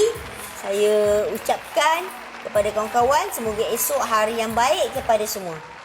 Selamat membaca buku dan selamat menerima cabaran saya 3 jam membaca buku. Terima kasih semua.